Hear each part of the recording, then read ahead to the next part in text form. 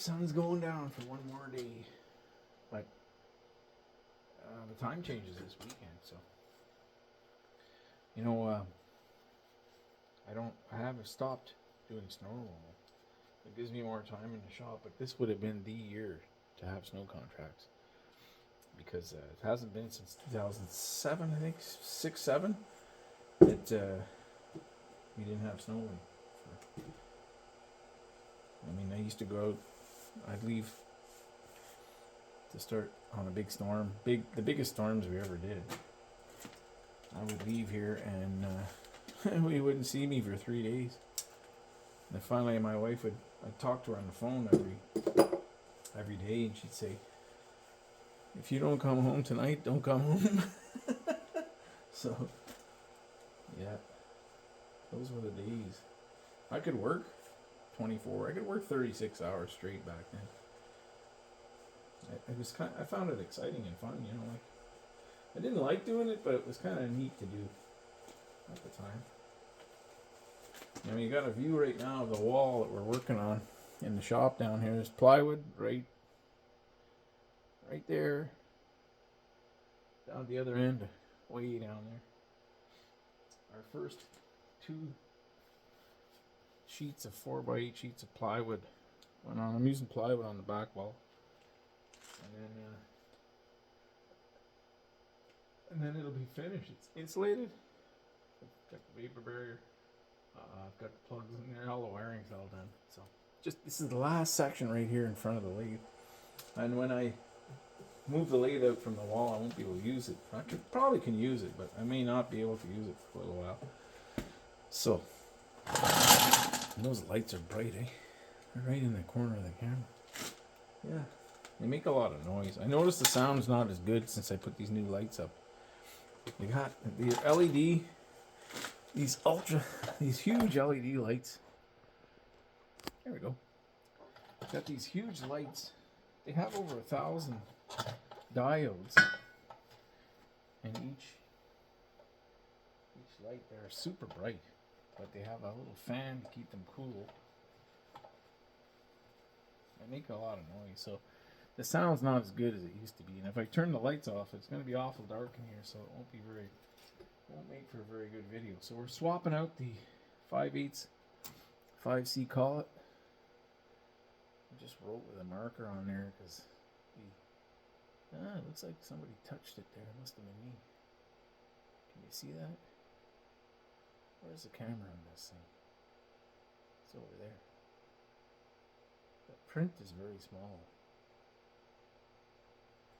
So we're going to swap it for the 3/4 inch. I get the last step of the project I'm doing right now is the gates. I got to tap a 3/8 hole into there and put a grade 8 socket head cap screw down deep in here, and then we take a piece of this. So we're going to use this stuff right here. I have another piece somewhere. So I have another piece of material somewhere. We're going to make a little bushing. It's like a V-block. I tried looking all over the internet to try and find where I could buy those, because I think you can buy them somewhere. They may be part of some system that I don't know about. But I had one. If you put that on against the hinge part, and then you tighten down one of these 3/4 inch bolts, nuts, it's fastened on there really good. So that's the plan.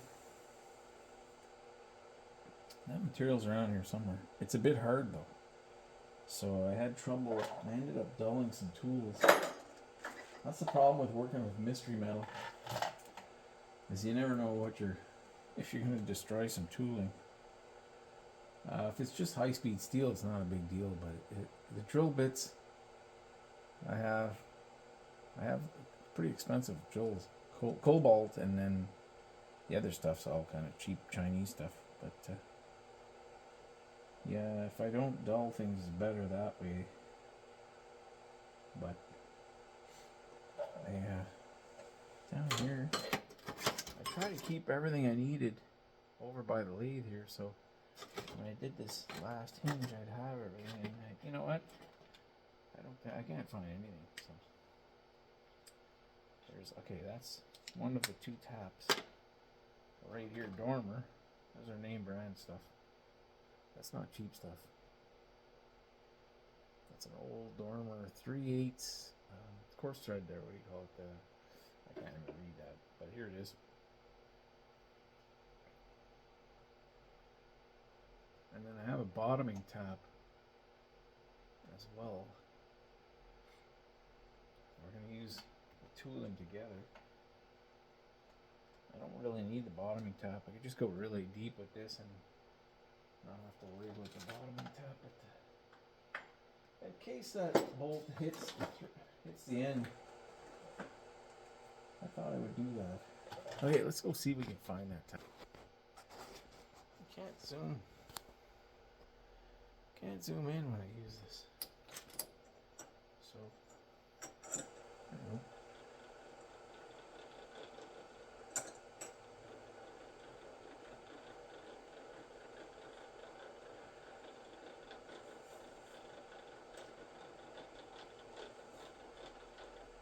I think we're going to come in from the back. The headstock, this is a long piece. I should cut it first, but I need a spider. I watched Max make a video of making spiders, not one, two. That's what I'm going to.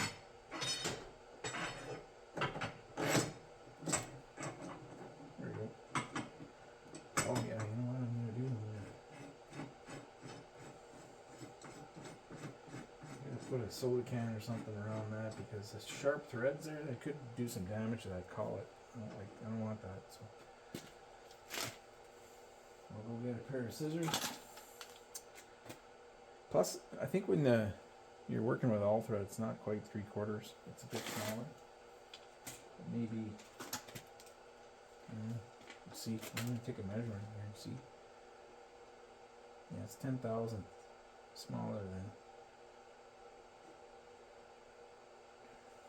No, 5,000. 5,000ths of an inch, plus it's a pointy V. So it's probably not good for your collet. So we'll get a soda pop can or something like that. Soda pop. Alright. It's sticking out a little too far, but that's fine. When I face it off, that'll come right off. But last time it was all shredded when it came out, so I doubled it up this time. I don't want the collets to be damaged. It's not good for them. Okay, I need to go and look at what size drill bit to use for a 3/8 tap, coarse thread tap. I mean, not on your threads branch. We're gonna face it, drill it, tap it. Got my tap wrench right here somewhere. Next time I do this, I'm gonna do all 4 hinges, and I'm not gonna stop till each one until they're all done. What I did was, it was just taking so much time that I did two hinges, and then I stopped, installed the 2 hinges on the gate, welded them on, installed the gate, and now I'm back. It's like starting all over. It's even worse than starting over because I've left some stuff out. So one of the tap wrenches were floating around here for a little bit. I did find it. I put it away. I'm going to start putting things away no matter what. I think that's a good habit to get into. No matter how good and what good intentions you have, just put your things away, and then when you need to find them, you're not like looking all over, willy-nilly all over the place. I knew that this piece here. There was one piece of material I needed this morning and I couldn't find it anywhere in here, so it's a good thing I have lots of that stuff. So I got another piece, and then later on in the day I found it, and anyway, what is this video about?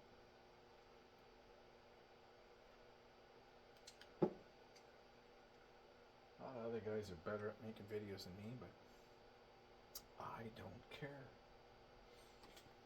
That's the one we're going to start with. So my tap wrench is right here. This is a cool tap wrench. It's got this little piece here. Very simple. And instead of having that spring-loaded thing, you got this. So you put this in your chuck on the tailstock, and then you start tapping, and then you just slowly move that ahead. You got a good 3/8, half an inch, almost, no, not quite half an inch, maybe 3/8 of an inch. And this also fits. This piece here fits on both tap wrenches. So this is the big one, and there's a small one over there in the toolbox. There is no name on this.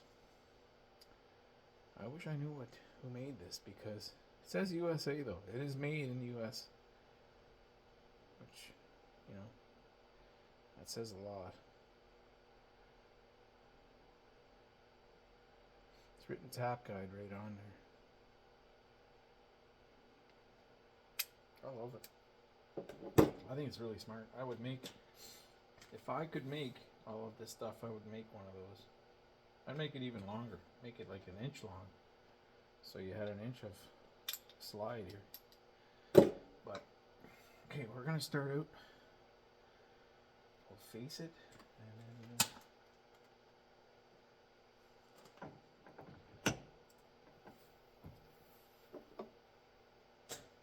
there we go. That's ready to go. Get this plywood out of the way. The only thing I gotta do is look up that drill size.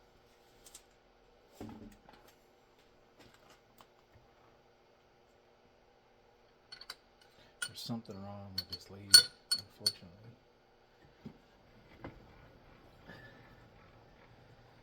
It is not. It's not working right.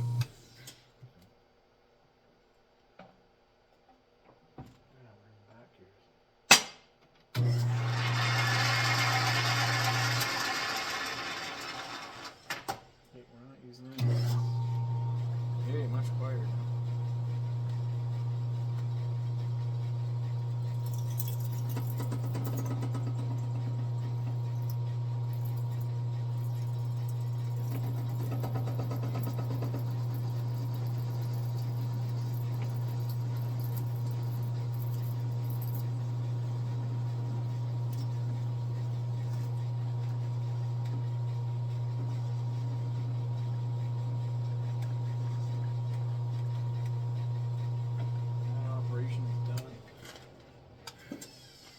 Center drill at. I'm using a pretty big center drill. That's what's here, so I'm going to just use it anyway. And I still got to look up that drill side.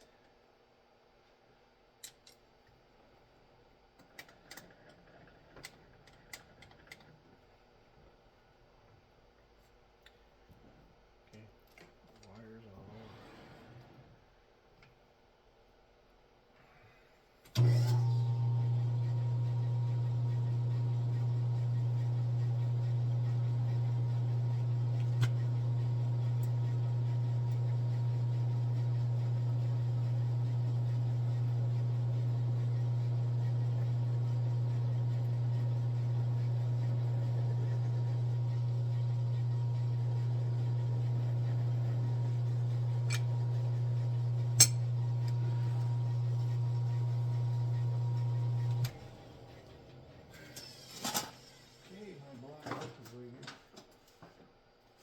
Engineer's Black Book. I'll look that up right now. I thought for sure tapping would be in here, but it's not in the index. Maybe there is no tapping section. You'd think there would be. Of all the things you're going to do more than anything. 3/8. The common sizes anyway. Okay, there's lots of stuff in here. I started putting these little red tabs for all the important things in. I think I stopped because the whole book would have been just plastered with them. So,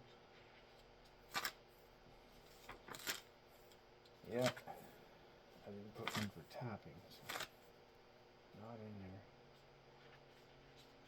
Hardened Thickness comparison chart. Oh, look at this steel hardening temperature. Tempering and hardening. Wow. So many cool things to do in here. I've never done that. Index. Here we go.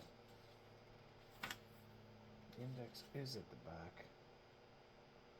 Should have put a little red tab for the index. So we're looking for tapping. Here we go. Tappers.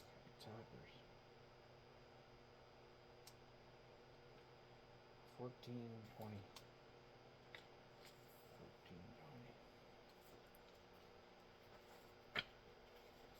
After all that. Okay. We're in the very front. Okay, here we go. 3/8. Next page.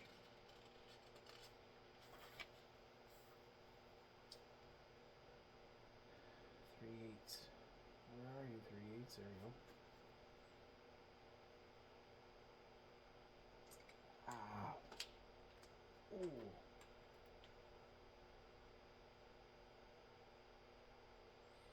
9.5 millimeters. Okay, I remember that. I don't have letter drills. So it's telling us a V.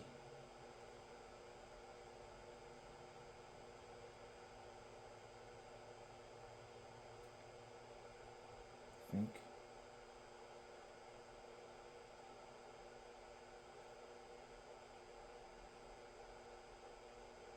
Okay.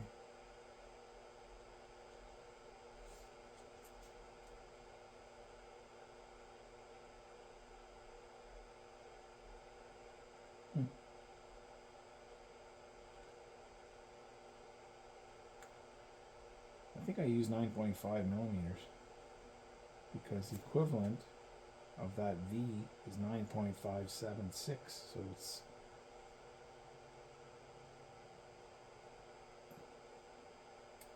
of a millimeter. It's actually about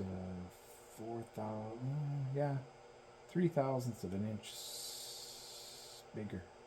No, smaller. It's a little bit small, which is what you want. They say to use 0.375. It's funny it's not telling me coarse or fine thread. I don't trust this. But I believe I remember using 9.5 millimeters. Because when I tapped the grease zert, it was 9 millimeters. So, and I kept thinking that I think it's 9.5. No, it's 9 for the tap, for the greaser. It's can't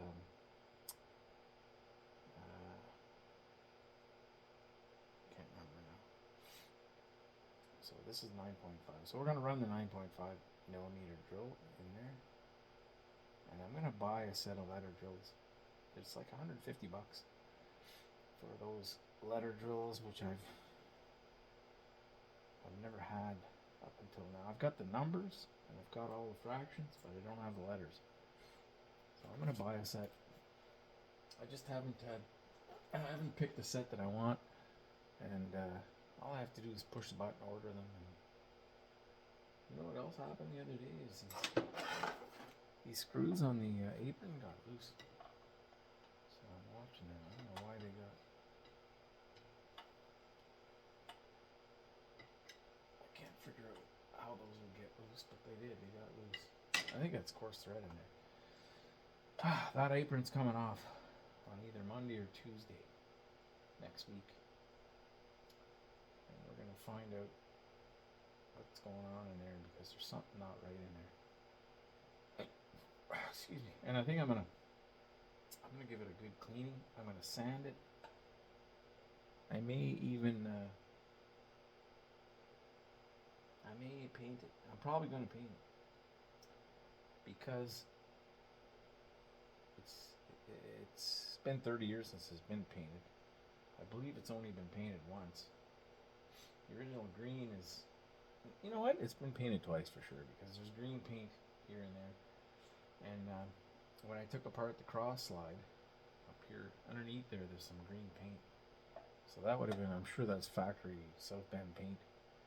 I think this originally was green, and then it was painted green once, and then John, the guy I bought it from, he told me he painted it gray.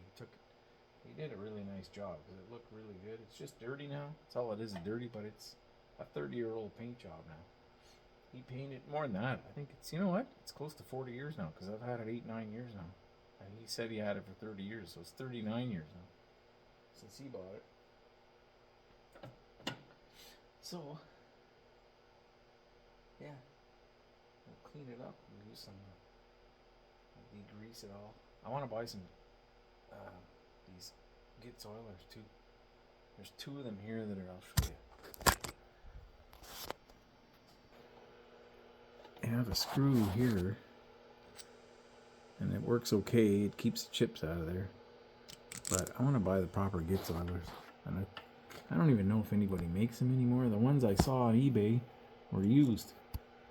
They're taking them off old scrap machinery and they're selling them. So there's one down here still intact, still works fine. And I did see some brand new ones, but the way the spring-loaded cap fits on there, there's 2 deep grooves. I'm talking like 3/8 of an inch or half an inch deep cuts in the back to clamp that little spring-loaded lid on there. So when you oil it, the oil's just going to pour out those 2 grooves there. I don't know why anybody would make it like that. So I'm not going to buy those.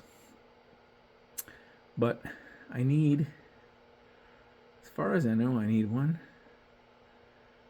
2, 3. I only need 3. All the rest of them are intact. So maybe I'll hold off. Maybe I'll just put up with it like this. Down on this end, the reverse tumbler, it's got this rubber. This thing is dried out over the years. So I need a new one like this. It's as stiff as a piece of metal there now. It used to be nice soft rubber. But all things dry out and get hard. So all plastics and things. And there's the tag. It's got the original red paint still on it. It's a 183C. C stands for the length of the bed, which is 6 feet. And there's the size, 14.5-inch swing. I don't know. I think that's pretty cool to have that tag in such good shape on there. This tag's not in bad shape either. But this one up here, I think it got taken off, probably to get painted and never got put back on, or got lost or something. The one on the inside's here. So that one's there. And there's a tag on the end down here. But there's nothing else. I think there's supposed to be another tag back there.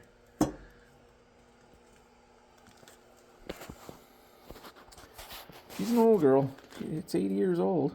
I believe it's 1945 or 46. I looked up the year from the serial number down here. It's down here somewhere. Yeah, it's right there.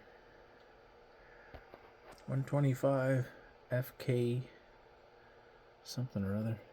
I got that. It's a homemade steady rest. I've never used it, but it's there if I ever need it. And it's blocking those last 2 letters. Some dirt. K8? R8? I don't know. You can look up that serial number and get it pretty close to what month it was made, pretty much. FKRS. Or is that an 8? 125 FKRS. Yeah. So there's some more writing. There's this. South Bend. 14.5. There's not much difference between this and a 16-inch, I think. I think the bedway is bigger on the 16. I think it's the same headstock. Possibly. And they put a riser block of a 3/4 of an inch or 1.5 inches. And then the 24-inch as well, they put a 4-inch riser block. I may be wrong. It may be a different headstock. I think I've seen in pictures where they have this big riser block like this. And that's the 24-inch. And this thing here is on a riser block. And this got some weird... This part here comes way up high. And your tool post mounts way up here. That's the 16-24. Many of the same parts are interchangeable. 13, 14.5, and the 16 are all the same part numbers.